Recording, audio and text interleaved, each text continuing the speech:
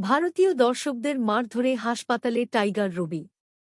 ভারতে কানপুরে সিরিজের দ্বিতীয় ও শেষ টেস্টে মাঠে নেমেছে বাংলাদেশ ভারত। টেস্টের প্রথম দিনে ঘটেছে এক অনাকাঙ্ক্ষিত ঘটনা। ম্যাচ চলাকালীন ভারতীয় দর্শকদের মারধরের শিকার হয়েছেন বাংলাদেশি সমর্থক টাইগার রবি। শুক্রবার টেস্টের প্রথম দিনে মধ্যাহ্ন বিরতির সময় বৃষ্টি নামতে শুরু করলে গ্যালারির ভেতরের দিকে চলে যান টাইগার রবি। এ সময় স্থানীয় কিছু সমর্থকের সঙ্গে কথা কাটাকাটিতে জড়িয়ে পড়েন বাংলাদেশের এই সমর্থক। এক পর্যায়ে হাতাহাতিতে জড়িয়ে পড়েন তারা। খবর নিয়ে জানা যায়, সেদিন মধ্যাহ্নভোজ বিরতির সময় বৃষ্টি নামতে শুরু করলে গ্যালারির ভেতরের দিকে চলে যান বাংলাদেশের এ সমর্থক। তখন স্থানীয় কিছু সমর্থকের সঙ্গে কথা কাটাকাটি হয় তার। পরে হাতাহাতিও জড়িয়ে পড়ে দুই পক্ষ।